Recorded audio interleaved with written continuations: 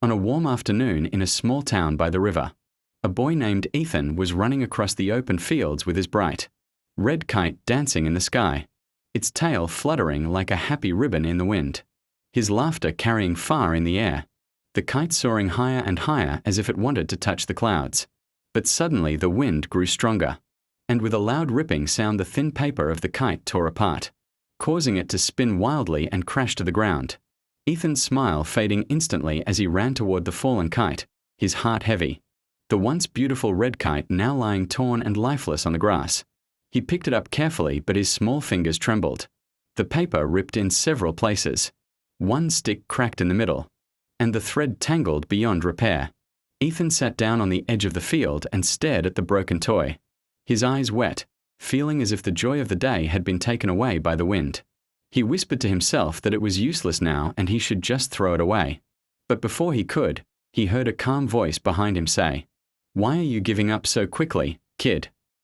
Ethan turned to see an old man standing there, his hair white like cotton, his face lined with many years, wearing a simple flannel shirt and carrying a walking stick. The old man's eyes were gentle yet sharp, and he looked at the kite in Ethan's hands with interest. Ethan explained sadly what had happened and said the kite could not be fixed. The old man smiled softly and shook his head. "Everything can be fixed if you have the patience to try," he said. "Even broken things can fly again if you don't give up." Ethan was not convinced, thinking it was too damaged. But the old man knelt slowly beside him and asked for the kite, examining it carefully, running his fingers over the torn paper and cracked stick. "I have fixed many kites in my life," the man said, "when I was your age. I flew them every day, and when they broke, I learned how to make them fly again. It is not just the kite, son. It is the lesson that matters." Curious now, Ethan followed the old man to his small workshop near the edge of town. Inside the wooden shed there were tools hanging on the walls, bits of colored paper stacked in the corner, thin wooden dowels leaning in a basket, and a smell of glue in the air. The old man placed the kite gently on the table and began working, trimming the torn edges, replacing the broken stick with a fresh one, smoothing the paper with care, his hands slow but steady. "See," he said, "the wind may break it, but we can make it stronger than before." Ethan watched closely, amazed at how the old man knew exactly what to do, every move calm and precise, and soon the kite began to look whole again. The new paper patched neatly, the frame straight and balanced, and the thread untangled and wound properly.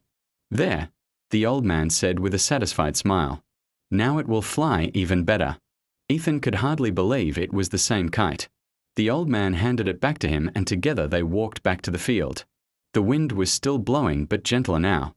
Ethan held the kite up and began to run, feeling the pull on the string as it rose higher and higher until it was once again dancing joyfully in the sky, brighter than before, and this time Ethan felt something different.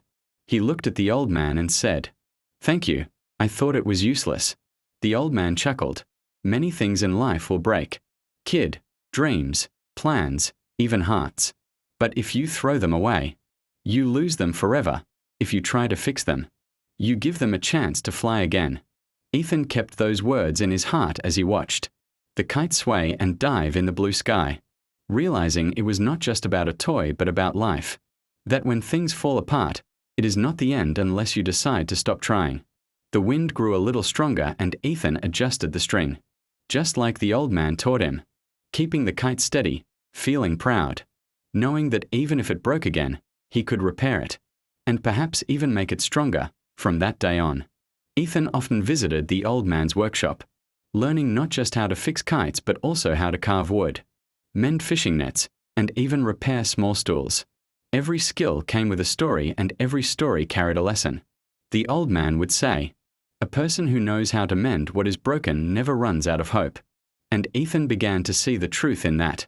One afternoon when the autumn winds grew wild, Ethan saw other boys in the town crying over their torn kites. Remembering his own experience, he offered to help them, guiding them to use paper, glue, and sticks just like the old man had shown him. Soon the boys were flying their kites again, smiling wide, and Ethan felt a warm pride in sharing what he had learned. He realized that fixing something was not just about restoring it. It was about restoring the joy it brought. The old man watched him from a distance and nodded with approval, for he knew the boy had understood the deeper meaning. Years passed and Ethan grew older. The old man's hair turned whiter and his step slower, but their friendship remained. And one day, when the old man could no longer come to the field, Ethan brought his kite to the workshop and asked, "Will you fly it with me just one more time?" The old man smiled, holding the string for a few moments as the kite rose high, his eyes shining. "You see, kid, the wind never stops, life never stops. It's only our will that must not stop." And with that, he handed the string back to Ethan, who watched the kite dancing against the clouds, a symbol of everything he had learned.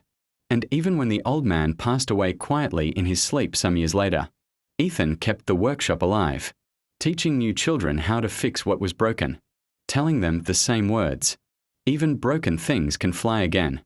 And so the lesson lived on like the wind. That never stopped, blowing across the open fields, carrying the kites high into the endless sky.